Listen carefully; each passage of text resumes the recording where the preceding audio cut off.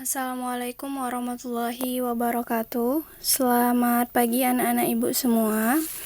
Bagaimana kabarnya hari ini? Ibu doakan semoga kalian selalu dalam keadaan sehat dan tetap semangat untuk memulai pembelajaran kita pada hari ini. Baiklah, seperti biasa, ini sudah kembali hari Senin. Kita kembali belajar mata pelajaran bahasa Indonesia. Ini merupakan bab kita yang kedua, yaitu tentang iklan, slogan, dan poster. Ini merupakan pertemuan kita yang ketujuh, tetapi untuk bab 2 ini merupakan pertemuan kita yang ketiga. Baiklah anak-anak ibu, sebelum ibu memulai memasuki materi kita pada hari ini tentang iklan, slogan, dan poster, terlebih dahulu ibu ingin mengulang pembelajaran kita pada minggu lalu, yaitu tentang pengertian iklan, slogan, dan poster. Nah, pada minggu lalu tentang pengertian ketiga teks ini sudah ibu jelaskan dan sudah ibu paparkan kepada kalian. Kalian bisa lihat di slide. Nah, iklan itu merupakan teks yang mendorong atau membujuk halayak untuk membeli atau memakai barang atau jasa yang ditawarkan. Nah, kemarin ibu juga sudah jelaskan kepada kalian tentang perbedaan antara ketiga teks ini dari mulai iklan, slogan, dan poster. Bisa kalian baca kembali supaya kalian dapat mengingat materi pada minggu lalu. Selanjutnya, pada minggu lalu ibu juga menjelaskan kepada kalian tentang unsur-unsur dari iklan, slogan, dan poster. Unsur iklan ada menarik perhatian, keinginan, kepercayaan, slogan. Slogan itu singkat, padat, dan menarik, sedangkan poster itu biasanya mengandung gambar dan kata-kata.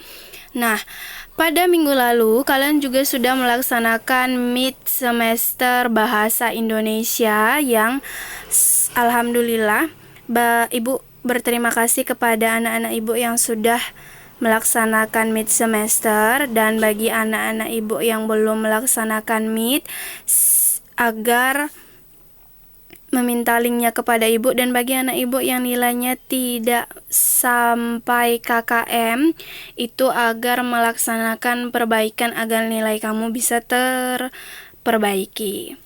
Nah, baiklah, kita masuki materi kita pada hari ini. Sebelumnya, kamu harus mengetahui terlebih dahulu tujuan pembelajaran yang harus kamu capai pada proses pembelajaran kali ini. Seperti yang ada pada layar, yang pertama, ibu harap dalam proses pembelajaran kali ini kamu mampu mengidentifikasi unsur-unsur pembentuk iklan. Yang kedua, kamu mampu menelaah pola-pola penyajian iklan. Nah, baik, langsung saja kita masuki materi yang pertama, yaitu tentang unsur-unsur pembentuk iklan. Kalian bisa lihat di layar ada beberapa unsur pembentuk iklan. Di sini itu ada 6 unsur pembentuk iklan ya. Yang pertama itu adalah sumber yang berwarna ungu. Nah, sumber itu adalah pemasang iklan yang berinisiatif membuat suatu iklan, atau orang penyandang dana, atau bisa ibu bilang yang memiliki uang dalam proses pemasangan suatu iklan. Nah, dalam pembuatan suatu iklan itu unsur sumber itu sangat penting karena kita harus mengetahui untuk siapa iklan itu dibuat, sumbernya, dananya dari mana. Yang kedua, pesan. Pesan atau informasi yang disampaikan, wujudnya itu bisa saja berupa pesan verbal dan pesan nonverbal. Nanti ibu akan jelaskan mengenai pesan verbal dan nonverbal perbedaannya. Unsur pembentuk iklan yang ketiga adalah media. Nah, media ini sendiri merupakan sarana yang digunakan, misalnya itu media cetak seperti koran atau majalah, atau media elektronik seperti televisi, internet misalnya, di mana kalian mau iklan itu diterbitkan, apa di media cetak atau di media elektronik. Selanjutnya adalah penerima. Penerima adalah individu atau kelompok atau masyarakat yang menjadi sasaran atau objek iklan. Kita harus mengetahui siapa yang akan melihat iklan kita. Apakah itu kelompok masyarakat dari kalangan kelas atas atau masyarakat dari kalangan kelas bawah, sehingga kita dapat menyesuaikan bahasa yang kita gunakan dalam suatu iklan. Unsur-unsur pembentuk iklan yang selanjutnya adalah efek. Efek di sini adalah perubahan yang terjadi pada diri penerima atau pada diri individu atau masyarakat, baik itu dalam aspek sikap, pola pikir, perilaku, kebiasaan, dan pola hidup. Nah, setelah masyarakat atau setelah individu itu melihat ataupun mungkin menonton iklan yang sudah dibuat, maka akan timbul efek bagi dirinya. Entah itu perubahan pola pikir, entah perubahan perilaku atau sikap. Yang terakhir, umpan balik. Nah, umpan balik ini merupakan tanggapan, reaksi, atau respon yang dikehendaki oleh penerima pesan, oleh individu atau masyarakat tadi. Misalnya, apakah setelah dia melihat atau menonton iklan tersebut, apakah dia berencana untuk membeli suatu barang yang ditawarkan di iklan tersebut atau tidak membeli barang yang ditawarkan di iklan tersebut. Nah, keadaan seperti ini, pikiran seperti ini munculnya adalah di unsur yang terakhir, yaitu umpan balik.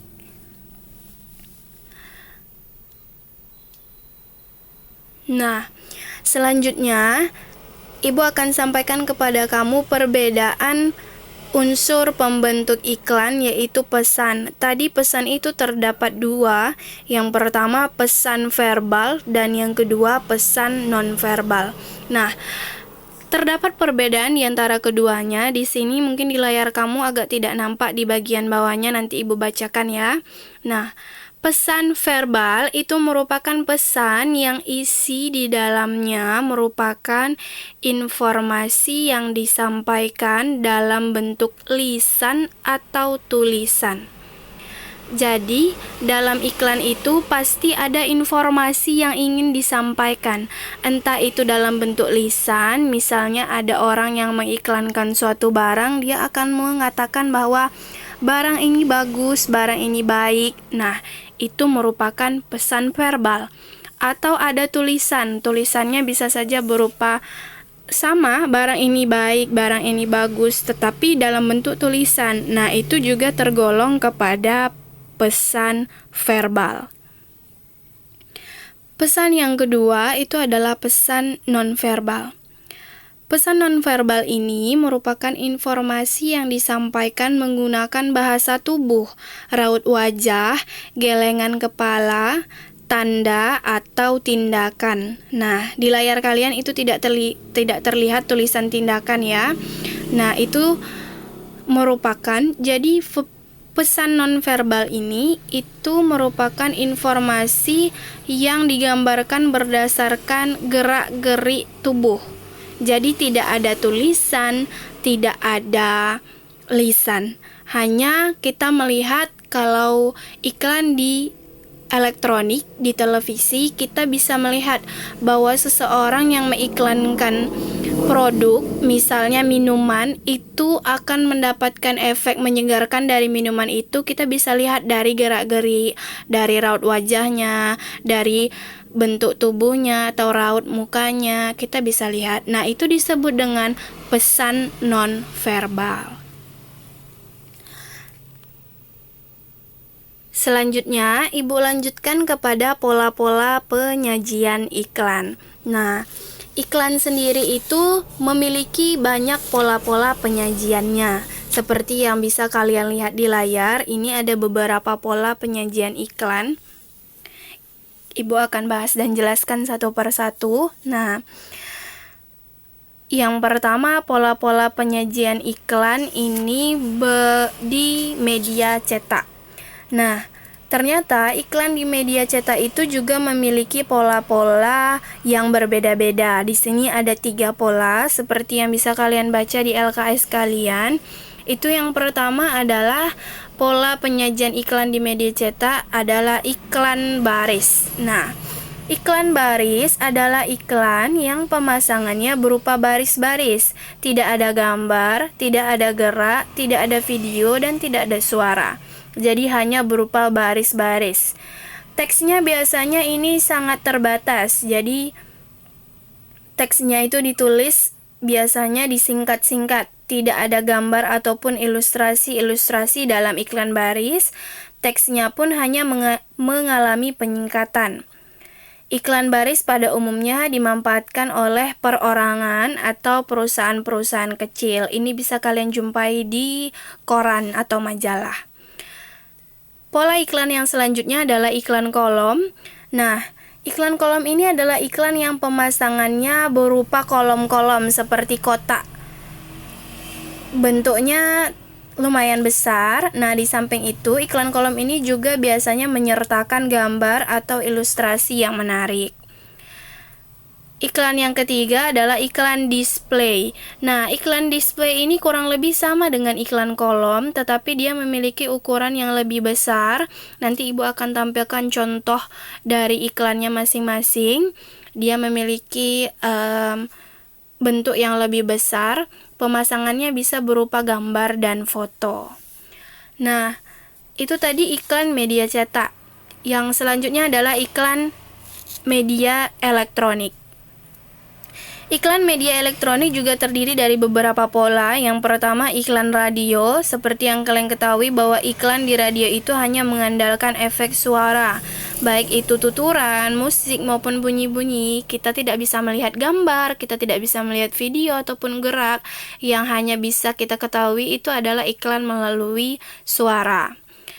Yang kedua, iklan televisi. Iklan televisi ini sudah pasti terdapat di televisi, mengandung unsur suara, gerak, dan gambar, video, semuanya mencakup seluruhnya di iklan televisi. Jadi kita dapat memahami dan mengetahui lebih pasti tentang isi iklannya.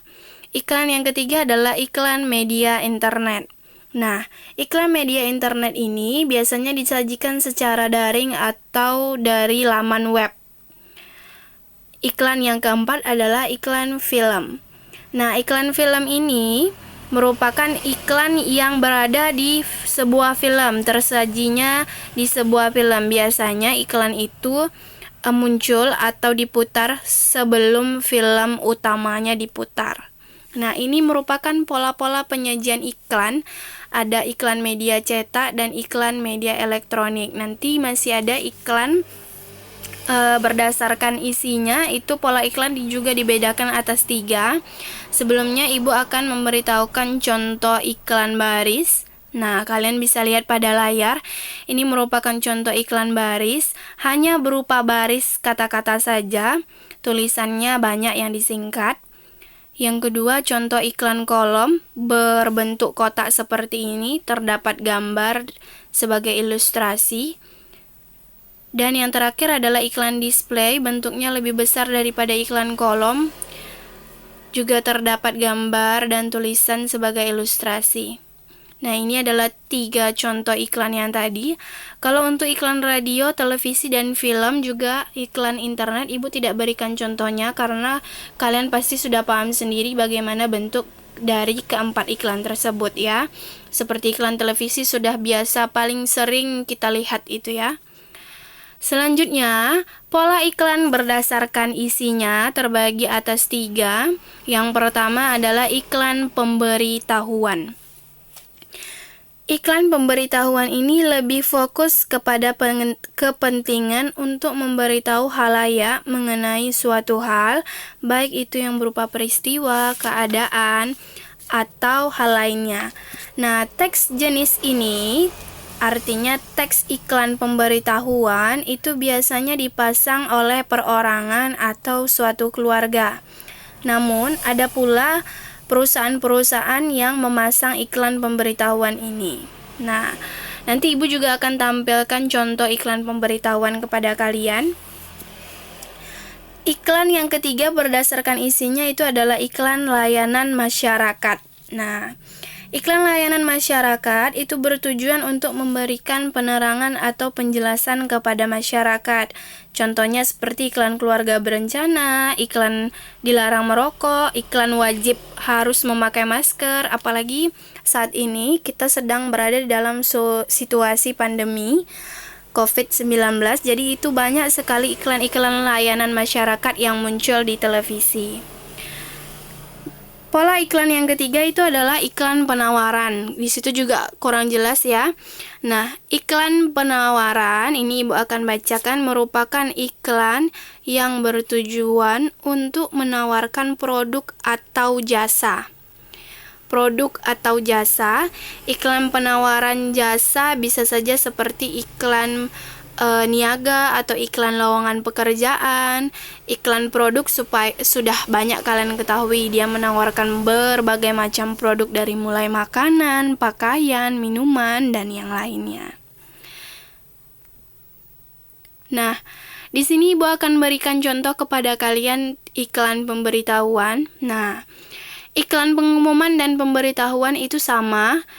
Di sini ada contoh dalam rangka memenuhi ketentuan dalam Undang-Undang Nomor 40 Tahun 2007 dan seterusnya. Ini merupakan iklan pemberitahuan tentang suatu perusahaan ya.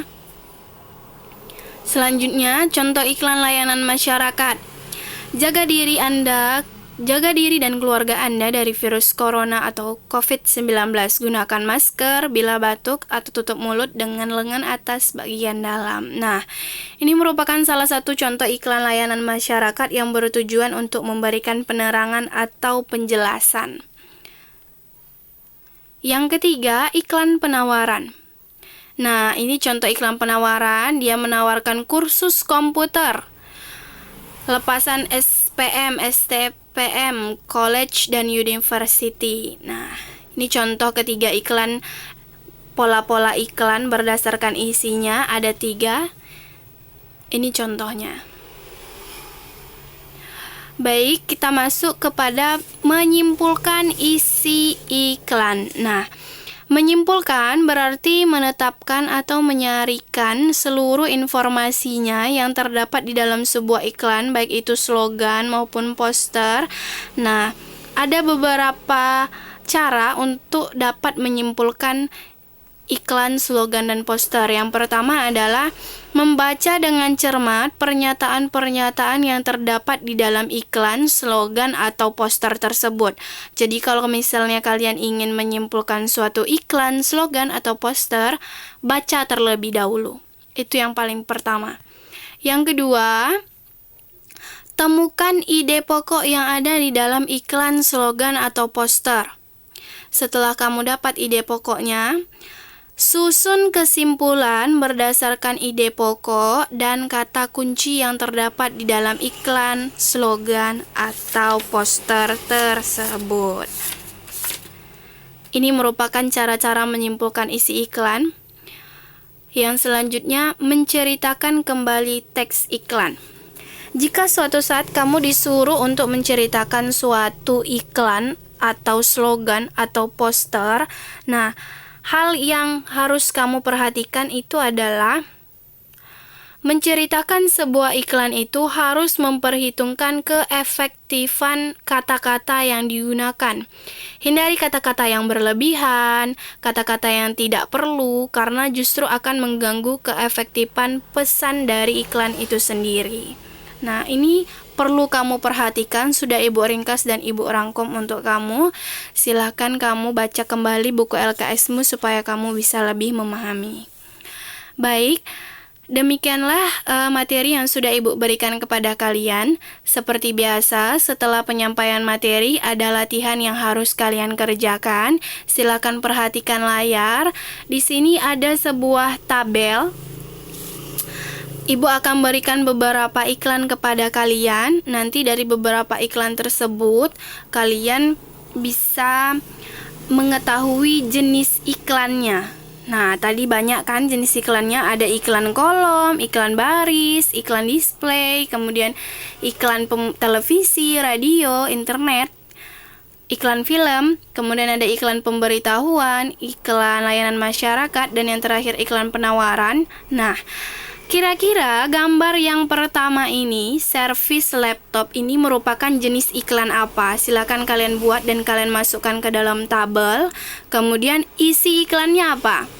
Nah, cara menentukan isi iklan, baca terlebih dahulu iklannya.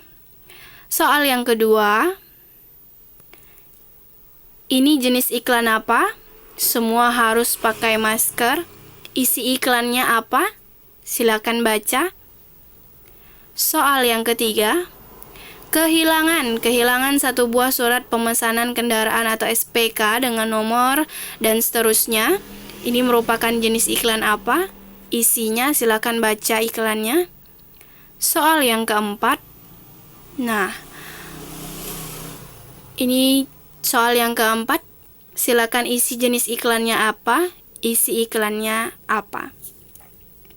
Baiklah, seperti biasa, latihan dibuat di dalam buku latihan bahasa Indonesia. Karena ini merupakan tabel, kamu buat tabelnya menggunakan penggaris. Tidak perlu kalian buat gambarnya, nak.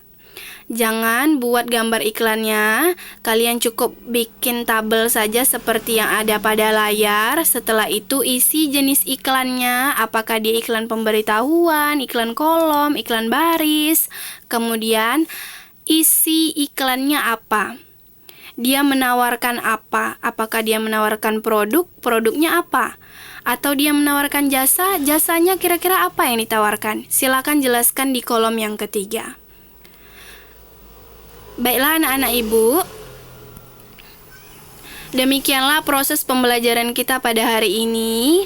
Ibu harap apa yang ibu sampaikan dapat kamu mengerti dengan baik. Selamat mengerjakan tugas. Terima kasih atas perhatiannya. Assalamualaikum warahmatullahi wabarakatuh.